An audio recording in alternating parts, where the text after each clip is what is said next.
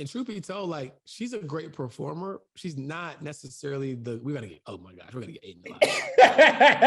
Not necessarily the greatest, but this is the lesson in this, but not necessarily the greatest like singer or whatever. Right? Oh, and I think her fans will admit that, right? Like I think her fans will admit that she's not the best. Unless they're being delusional. But here's the beautiful part in that.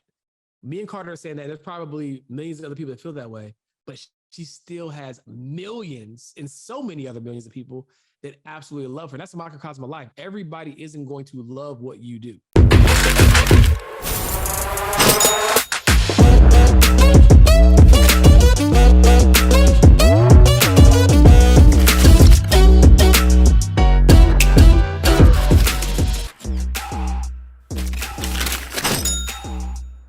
What's up, y'all? Welcome back to another episode of the Melanin Money Show. And I'm gonna let y'all know right now. Hey, look.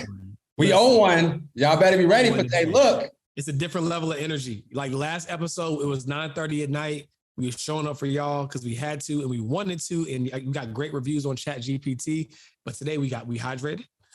Hey, look, got some sleep. And if y'all can't say about it, matter of fact, go on YouTube right now. Go on YouTube and look how refreshed we are. Look at our setups. Look at the lighting.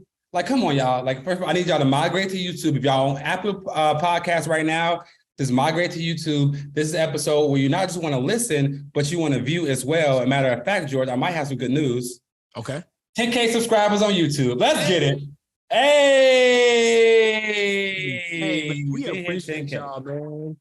We appreciate y'all. Let's get it, man. So can you hear that? Can you hear that on your end? It sounded a little muffled a little bit. No, I can hear the sound. Okay, so you can't hear it on your end, but it'll be in post production. It was a round of applause. But nah, y'all, we appreciate y'all because, man, YouTube is a different beast. It's relatively new for us. And I would say 9,000 of the 10,000 have been within the past 5 or 6 months. So yeah, we have been running and we can't do this without y'all. So we appreciate y'all's support. So while we're talking about the subscribers, get into a few housekeeping things. So number one, as y'all know, we are the official brand of Wealth Builders of Color, right? So we got to rep the merch, right? I sometimes I forget because I got so much of it in the house. It's just like, I ordered a new one. Like, damn, the new one is, she got to order a new one, everyone. Just like when you used to have a job with a uniform and, you had to, even though you're wearing the same thing, you got to get a fresh one every now and then. Yo, bro. So if y'all haven't grabbed y'all's, make sure y'all grab some new merch. What else we got? You talk about the 10K. Shop.melaninmoney.com. Shop.melaninmoney.com. I actually just ordered like 8 items yesterday. I got like 5 hats and because I'm going to the States, so I needed to get it shipped to somewhere so I can pick it up because I got to come back here up the merch because we're gonna be in Medellin with people rocking the merch too. Just best believe that. That's a whole fact. Oh yeah, shout out to our global listeners, man. I mean, we're listening in over 60 countries. Just check the stats. We are consistently in the top 200. By the end of the year, we'll be in the top 100, maybe top 50, right? I was like, give us a little bit more than that, top 50, bro. We just talked before air about the plans we got this, bro. Give us some, okay. Top 50, top 50, conservatively. And yeah, man, so we're excited, man. So listen, all that being said, we are fully prepared that we might be under attack after this episode because we understand the BEYHIVE don't play. But look, we can't shy away from the facts, and we can't break down the money side of what's happening right now. So I know, unless you're living under a rock, you saw that Beyonce announced her tour dates, or at least announced her tour dates. She didn't release the tickets yet, but she announced her tour dates, and everybody went crazy, right? And before we dive deep in this, I was gonna say biasly because I'm gonna get killed. I'm not a Beyonce fan, man. My first girlfriend was such a BEYHIVE person, and it was so it was such obnoxious fandom that I just could not get on the Beyonce train since like 2010, dog. Like, you know what I'm saying? Like, I just couldn't do it. And truth be told, like, she's a great performer. She's not necessarily we're gonna get Aiden a lot. Not necessarily the greatest, but this is the lesson in this, but not necessarily the greatest like singer or whatever. Oh, right? and I think her fans will admit that, right? Like, I think her fans will admit that she's not the best. Unless they're being delusional. But here's the beautiful part in that.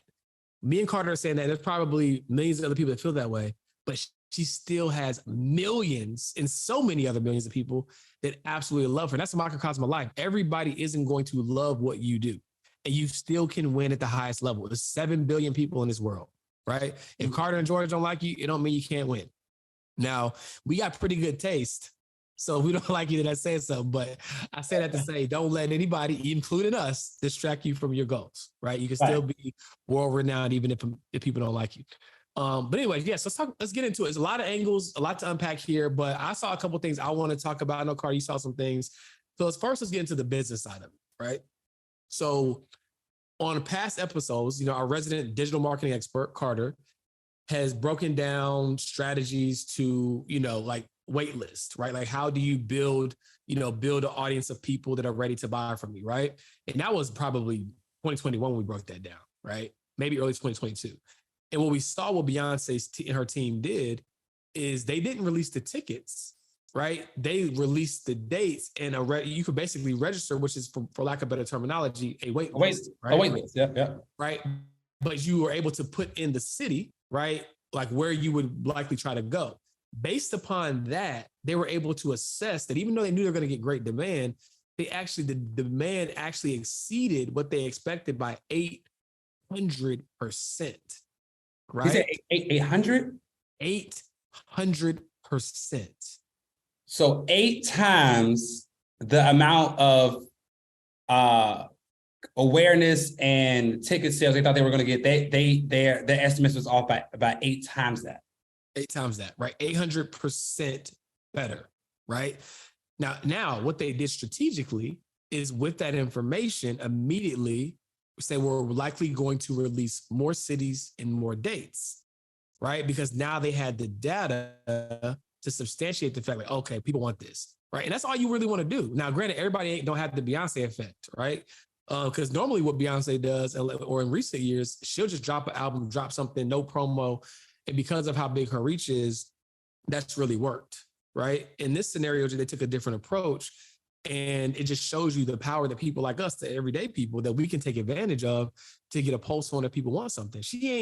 Now granted, she's Beyonce and she got an unlimited budget, but for the everyday person, you wouldn't have to create the product yet, right? You wouldn't have to spend money on any inventory. And you now have a reasonable gauge on the fact that people want this. Now, of course, here's what we know. Every single person that signs up for the wait list in normal person's world isn't necessarily going to buy, right? But at least if you take a percentage of that, you can gauge your interest to give yourself a rough estimate of what that could look like from a business standpoint. So I thought that part of it was genius. So definitely want to give her kudos there.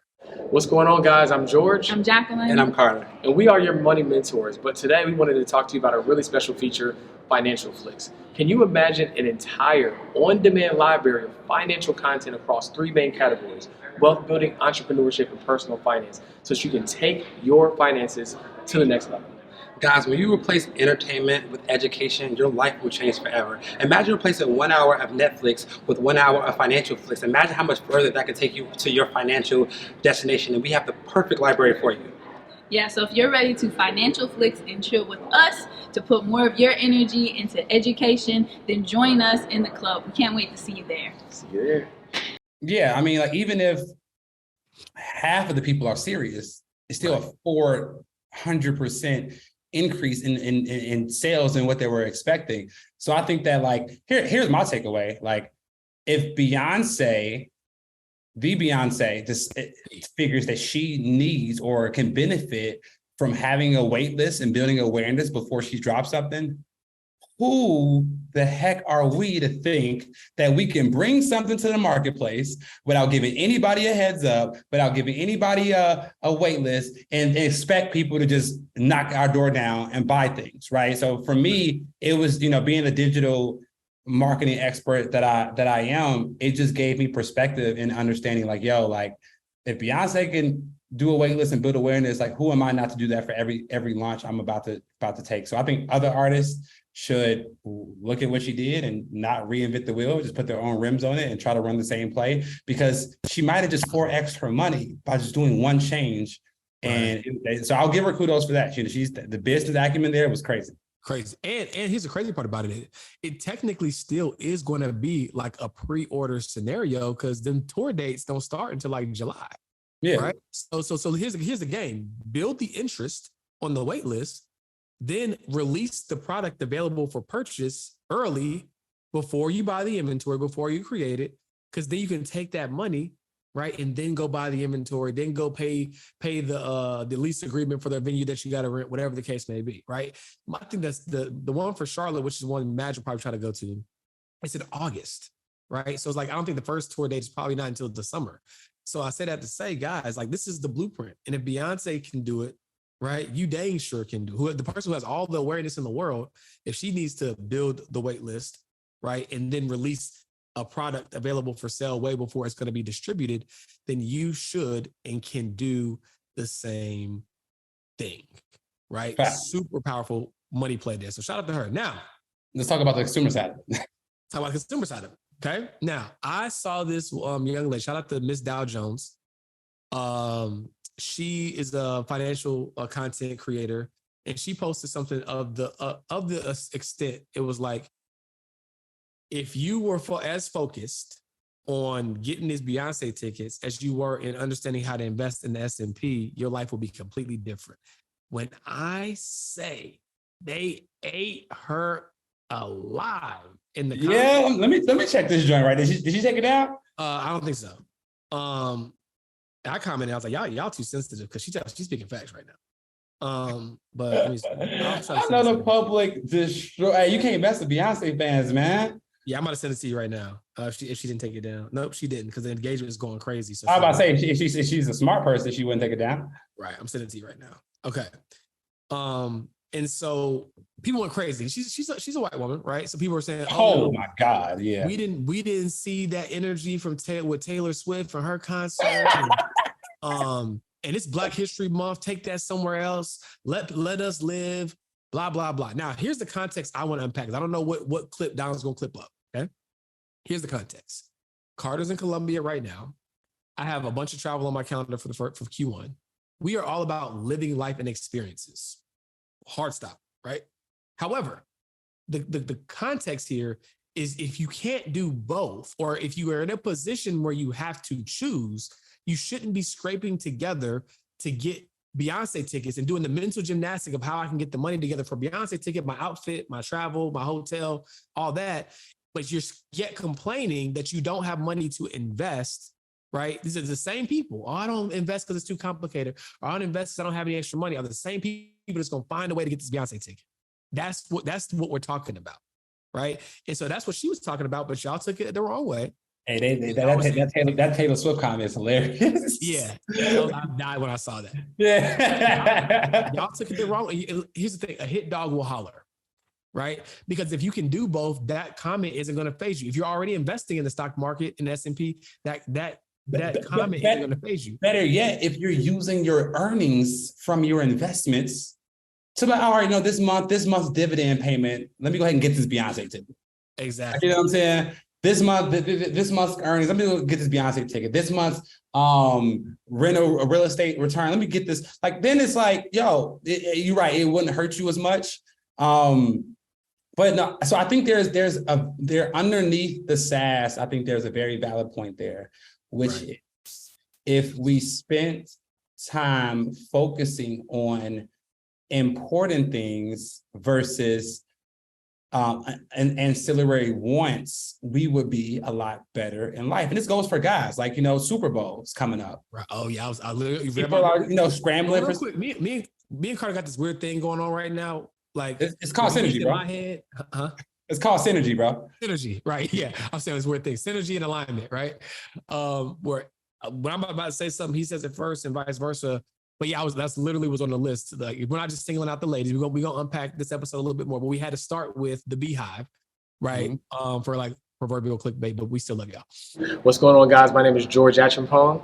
I'm Jacqueline Shattuck. And I'm Carter Cofield. And we are the founders of Melanin Money. And the reason why we started Melanin Money is because we know that there's a great disparity when it comes to building wealth among people of color.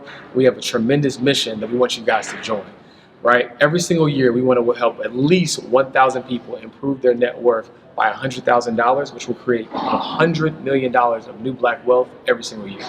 Can you imagine $100 million of new Black wealth every year? As it stands right now, for every $1 that a white family has, a Black family has a mere 10 cents to match that dollar. We want to increase the wealth in the Black community so that we can have equal opportunities. Simply put, we're about closing the wealth gap, and it starts with you. So see you inside. Yeah. So like, again, if guys were like, tripping and stumbling over Super Bowl tickets, like it would be like, I'll be saying the same thing. Like, bro, if you spent as much time focusing on watching the Super Bowl as you did going to the gym, or watching football games you did going to the gym, or getting Super Bowl tickets as you were in personal development, you will be a lot better in life. And instead of watching other people live their life, you will live a life that's worth being paid to be seen. You know what I'm saying? So can we talk spicy for a minute? I mean, I'm just, I'm not trying to get killed. If we go on Beyonce, we gotta hit it out. Guys. We gotta balance it out. We don't get destroyed regardless, but at least I can have Donald clip this up and be like, hey, I'm cool with the smoke. I'm cool with I got the fellas too. I'm cool with the smoke, you know what I'm saying? But like real life experience, my homie Dion hit me up, sent me this link, because one of the girls in our mastermind program has this plug with Super Bowl, and it was like, $15,000 for like box seats, tickets, with the experience of meeting Rick Ross and all that stuff like that. And I got the $15K, but like my response was, I would rather not spend $15,000 in a weekend. You know what I'm saying? And I would rather use that money to reinvest other places, so that at one point, $15,000 won't be a lot of money to me at all. It'll be a drip in the bucket. You know what I'm saying? Right. So I think other people need to think of it as such. The Beyonce tickets gonna be, they said $2 to $4K for anything VIP, $2 to $6K for anything VIP. Anything like VIP. Yeah. So another thing, and we'll move on from Beyonce. Another thing was the Shade Room post. I don't know if the conversation was real, but basically it was a conversation between a guy and his fiance, and she was like, "Babe, Beyonce's dropped tickets. It's rare that when she does, can you give me the tickets?" He's like, "Babe, we're saving for a house right now, and we agreed that we weren't going to spend any money on like any extra like frivolous stuff right now." She said, "I know, but it's a once in a lifetime thing. Beyonce doesn't go on tour that much anymore." He said, "Well, you said it would be a once in a lifetime thing, or you would really appreciate it if I got the ring. I got the ring. You would really appreciate it if I something else that he did. And then you said you would really appreciate it if I got the house. And now we're working towards that. And now you are again, basically trying to force my hand on something that doesn't align with what we agreed on." And then she flipped the script and was like, "You really tripping right now? Well, I want my portion back that I contributed for the house fund." And mind you, her portion was only like $770, which is he's like, "Are you serious right now? You want to remove money from the down payment fund for the house for some fucking Beyonce tickets?" And she's like, "Yes, it's my money." And he's like, "Well, cool. You told me everything I needed to know about you. The engagement's off, right?" And again, don't know if it's true. This could be a part of Beyonce's mastermind marketing or whatever, right? But conceptually, on some level, these types of things aren't far-fetched, where people are willing to forego things that can improve their life, improve their finances, improve their wealth for an experience. Now, again, it's not about not doing experience. We're not the don't buy the latte type of people. What we're saying is everybody has a phase in their life where they have to prioritize. And honestly, that phase never ends. It just, the level at which it looks like just increases, right? But there's a season at which where you will have to choose on certain things based upon where you are, and what decision you make can largely determine your outcome. I heard this quote the other day that really changed my paradigm on something. It said, "You are born looking like your parents, but you die looking like your decisions." Woo-wee! Right? You are born looking like your parents, but you die looking like your decisions. The food that you eat, the workouts you don't do, the house that you aren't able to afford, the trip, like that's what you die looking like. Right. And so every day you have a choice, an opportunity to say, you know what, I could do that, but I'm not going to do that. Not because I can't, but because I have a different relationship with sacrifice. The problem is that people have the wrong perspective on sacrifice, right? Most people look at sacrifices like, I don't get to eat the food that I want to eat. I have to go to the gym instead of chilling on the couch. Instead, you should be focused on the fact that by doing that, I get to have the body of my dreams and be in the best shape of my life, right? By doing that, you see what I'm saying? Like, it's a different dynamic. So you have to shift your relationship with sacrifice. It's not about what you're losing.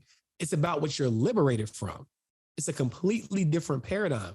A ship can't leave, right? Can't leave the dock because it's anchored. when you let go of the anchor, then you get to sail away. So it's not about losing anything. It's about liberation. And some of y'all so focused on like, man, if I'm on a diet, I can't do this. Or if I don't spend money on this, I can't do that. Not realizing why you're committing in the first place. That was powerful. I had to take a moment to write that quote down. That is in my quote notebook now. But yeah, I'm good for a few, and I steal yours all the time. So, but no, like, and in all seriousness, like, one quote I read, it went along the lines of, if you're not willing to sacrifice for your dreams, then your dreams will become the sacrifice. You know what I'm saying? So, like, and again, like, I'm telling y'all this while living in another country, right? Like, and I travel the world, and like, so we are fully on experiences over things. But there was a time in my life where I had to sacrifice. There was a time in my life where I didn't like go out, I didn't work, I didn't do anything, because I had to become the person and get to a point where I can do these things comfortably. And we're just saying that, like, if you short-term sacrifice to bring in long-term gains, because some people, here's what's gonna happen. Some people are gonna go to the conference and can only afford nosebleed seats. Compromise your experience. Where if they just made a short-term sacrifice this year and next year, the next time that Beyonce has a concert, they could be front row. What's up, guys? Congratulations on joining Team Black Wealth. But we'd be remiss if we didn't give you a uniform as an official player on the team. So head over to shop.melaninmoney.com and grab your official uniform for Wealth Builders Academy. We'll see y'all in practice. Oftentimes, people will put themselves in a position where they can barely be in the room, and you don't even get to fully enjoy the experience, right? We've all heard people who travel and they're looking for the cheapest room. They got the seat in the back of the plane. They're penny pinching while they're on vacation, all because you're doing it outside of the realm when you should be doing. Actually, I tweeted about this, but I don't want to delay the point on this podcast. But I tweeted something about it. But basically, it's like, you don't want to put yourself in a situation to where you are trying to live a life before you're entitled to live it, because you're actually going to be more miserable, right? Because imagine like being around it, but then be like, oh, I can't really touch it though. I'm here, but I can't really touch it. And then because everybody else, or most of the people who are living that dream, now you're having insecurities because you're in a room that you aren't yet qualified to be in. Now, there's nuance here, because part of what creates growth from a personal development perspective is placing yourself in uncomfortable environments. But the thing is, the consumerism side and the investment side are two different things, but they're on the same, like, it's the same coin, right? From the investment side, Carter will tell you, he said, mentioned on previous podcast, invested to be in a certain mastermind, and there's people in there like that are doing crazy numbers. And at first, it can be kind of intimidating, but then what happens is, I'm gonna give y'all something good. The question is, are you gonna be a thermometer or a thermostat? Okay. Now, a thermostat adjusts based upon the desired temperature that it wants in the room, right? Okay. It's a little cold in here. Let me turn it up. Flip it. A thermometer, you put in your, like, thermometer is taking your temperature, right? Taking your temperature, right? And then it's going to tell you your exact temperature, but it's this kind of, it's fixed, right? It's like your temperature is your temperature. Whereas the thermostat, it's like, okay, if I want it, like, I can adjust based upon my environment. Follow what I'm saying? So when you place yourself, when you invest in yourself and you put yourself in uncomfortable spaces, you have the ability to have that fixed mindset of like, oh, this is the temperature, it can't change. Or you can be a thermostat and you can adjust it, right? Based upon your environment. If your environment is saying, yo, it's hot in here, I got to turn it up. You can turn it up. But oftentimes you guys only look at it from a consumerism standpoint. It's like, oh, well, you only live once, YOLO. And then you get there and now you're trying to live a life that you're not yet qualified to live. But then it's not YOLO, because once you experience that one time, you want to do it again, right? There is no like, oh, I'm going to go experience this concert or experience this game, feel it for a second, put myself in financial detriment, that, oh, okay, I don't ever want to do it again. No, you're going to want to do it again. And then, a matter of fact, it's going to make your current life not seem as good because you went and touched the life that you weren't ready for. Now, again, it's nuanced, because one thing I hang my hat on, and I think we have to address, is to touch the dream. It's to get in the room and like get uncomfortable. But like you said, it's two different, it's two different sides to it. Because if I step in a room where I invested $5,000 to be around other people who invested $5,000, and it might have been my last $5,000, right? Those people are going to give me a mindset shift on how easy it is to make money, or how I can make money, or how easy and abundant money is in this earth. If I go spend $5,000 to be around consumers, all they're going to do is put me in a room where they're spending more money. Like when you get to when you get to the Super Bowl and you pay $5,000 for those boxes, you see people not around you, not going to have a section, not going to be buying bottles, not going to be buying food. Like you're going to be around people who are just showing you how much more money they have to spend, right? So it's two different rooms. One is showing you how easy money comes to you abundantly, and the other room is showing you because once you get into a room and spend money, you're going to spend more. It's like once you buy a house, a more expensive house that you can't afford, now you got to buy furniture you can't afford. Now you got to buy a TV you can't afford. Now you got to buy a car that you can't afford to park outside the house, right? So it's a compounding effect. So I just want to make sure that we're telling people, don't pay for a room that you're not ready for in the consumerism standpoint, but it is okay to pay for a room that you might not be ready for from an investing standpoint. Right. Now, what it is okay to do, to Carter's point about touching the dream, is go to that Lamborghini dealership, right, in your nice clothes so they don't sniff you out like you ain't supposed to be here. Go to that Lambo dealership and you're just checking it out, thinking about in the market for a new car, touch it. Right? Go to that neighborhood, see it. Go to the open house, right? So there are ways for you to touch the dream.